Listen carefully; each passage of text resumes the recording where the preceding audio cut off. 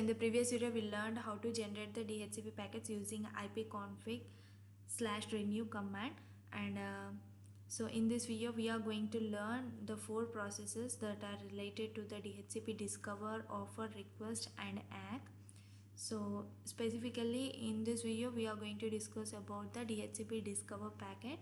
So what are the various fields and subfields, header fields associated with the DHCP discover packet? We are going to discuss it. So just select this DHCP discover packet. So double click on this to expand it. So here are the fields and subfields of the header of the dynamic host configuration protocol of discover packet. So here is it is given as a message type, that is of boot request.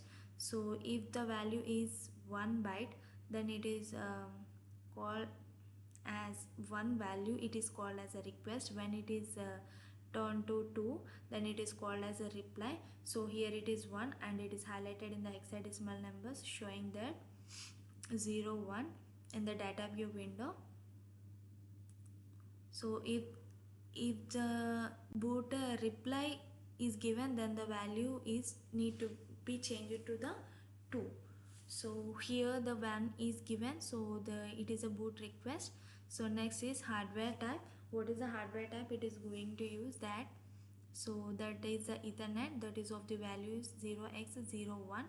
So that is also highlighted in the hexadecimal numbers in the data view window. So next is hardware address length. So what is the hardware address length here? Here it is given as a 6 and that is also highlighted in the hexadecimal numbers. And the next thing is hops. If the DHCP server is placing on other side of the router in a different network, so we are going to have a relay agent in our network, and the relay agent will forward the DHCP packets.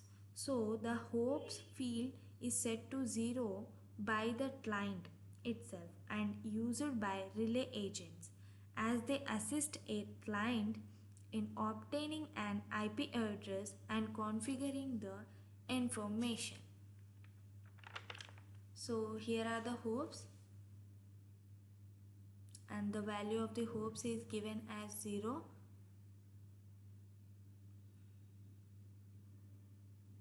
And it is highlighted in the data view window. The next thing is transaction ID.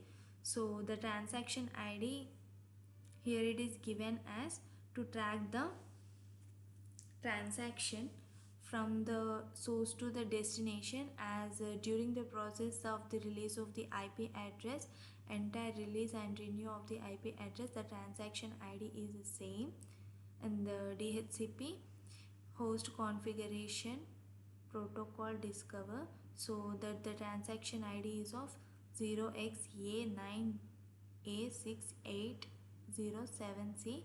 so it is also highlighted in the hexadecimal numbers in the data view window. Next thing is seconds elapsed. So what the seconds elapsed says that client begins requesting a new address or renewal of an existing address, nothing but the time taken for renewal or obtaining a new address for an existing address. So next thing is bootp flags. So just expand this.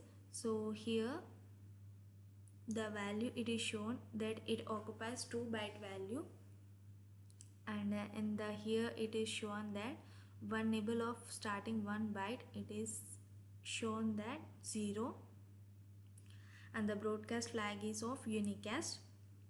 So that is also highlighted in the data view window. Next thing is reserved flags, and this is also of a 2 byte value, that is also showing that all the bytes are reserved with zeros. So hence it is also shown in the hexadecimal numbers in the data view window. The next is client IP address.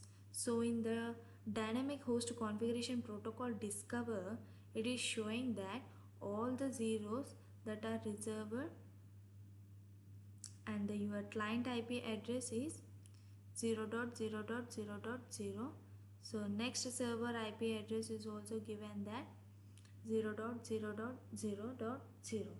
So for the client IP address, it is a 4-byte field and is the IP address of the client which it fills after gets from the DHCP server. So in the discover it is in the value of zeros, but it is can be filled when the request from the DHCP server is obtained. So your client IP address is also a 4-byte field. It is used by the server in its response to the DHCP discover packet. And next one is next server IP address. So it is a 4-byte field used by the DHCP server to indicate its IP address. Next thing is relay agent IP address. So it is used for if the DHCP server is in another subnet and which has to be passed through a router which is enabled by a BOOTP protocol used to send the DHCP broadcast packets. So it is of 4-byte field. And the next one is client MAC address. It is the address of the requesting machine hardware address. So here the client IP address and the client MAC address, that is of 28.3a.4d.83.ce.63. and the next is client hardware address padding. So all are these are zeros and it is a 10-byte value that is also highlighted in the hexadecimal numbers in the data view window. Next subfield is server hostname, that is not given, and boot file name not given. So here the magic cookie that was DHCP. So here are the various options. That is DHCP message type of discover, and here the length it is given as 1 and DHCP discover it is given as 1. So option 61, that is a client identifier and the length it is given as 7, and hardware type that is of Ethernet, that is 0 into 01. So here is the client MAC address that is given as 28.3a.40.83.CE.63. So option requested IP address is 192.168.43.102 and this is the IP address of my computer. And the length it is given as 4 and the requested IP address is 192.168.43.1 and the option hostname and the length, and this is the hostname of my computer, and this is the vendor class identifier, that is the length is given of 8 and the vendor class identifier is MSFT of 5.0. So option 55 parameter request list. So it is the length, it is showing that the length 14, and these are the various parameters that are related to the option field: subnet mask, router, domain name services. These are the extra parameters that are related to the optional field.